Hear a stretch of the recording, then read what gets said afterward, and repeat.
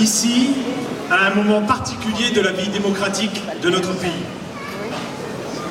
Lorsque je réfléchissais aux quelques mots que j'allais prononcer ce matin devant vous, je suis allé relire deux discours.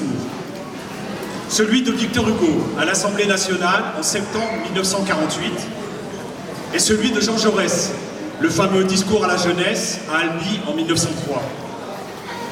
L'un aborde, entre autres, la nécessité de la culture, des arts et de l'éducation. L'autre aborde le courage sous de nombreuses formes. Aujourd'hui, une chose est sûre. À compter du 8 mai, il faudra se battre, partout, à tout moment, en toutes circonstances. Mais encore faudra-t-il pouvoir se battre, sans risque de se faire arrêter, persécuter ou enfermer. Et j'ai aujourd'hui l'intime conviction que si l'extrême droite arrivait au pouvoir, nous ne pourrions plus manifester. La République serait alors bâillonnée. Les privilèges augmenteront pour quelques-uns, car ne croyez surtout pas que les ouvriers seront défendus ou protégés. Ce ne sont que des balivernes. Aujourd'hui, j'appelle donc à voter contre le FN au second tour. J'appelle aussi à voter nombreux, et non pas avec un bulletin blanc, qui serait finalement un vote pour le FN.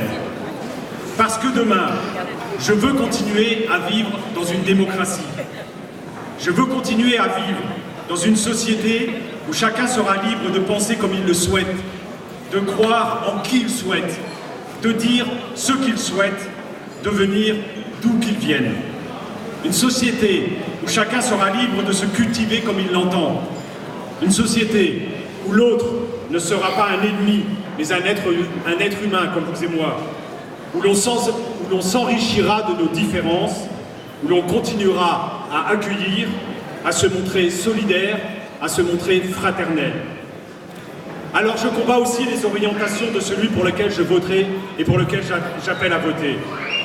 Et ce combat, je le mènerai avec force, abnégation et conviction. Vous le savez, je ne recule pas devant un gouvernement ou un quelconque ministre si les idées que je défends sont justes. Je le ferai demain, comme hier, en y consacrant encore plus d'énergie qu'aujourd'hui. Nous devons changer notre société. Nous devons changer notre modèle de développement, car il est à l'origine des crises multiples que nous connaissons aujourd'hui.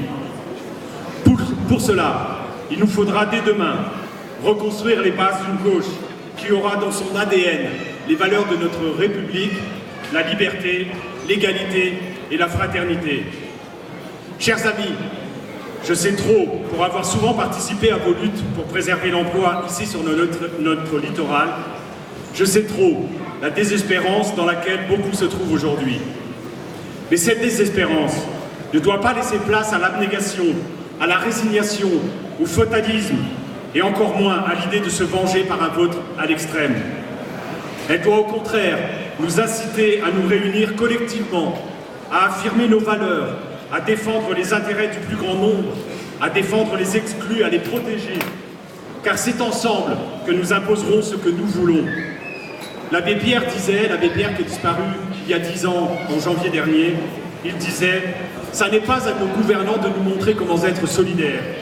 C'est à nous de leur montrer la société dans laquelle nous voulons vivre et nos dirigeants comprendront. » Ce 1er mai est aujourd'hui un jour de fête, le temps est à la fête. Profitez donc de ce temps de convivialité aujourd'hui. Je voudrais remercier toutes les organisations syndicales, mais aussi la CNCV, le musée de la mine, celui de la sidérurgie, la communauté Emmaüs et l'université populaire d'avoir organisé ce moment de convivialité.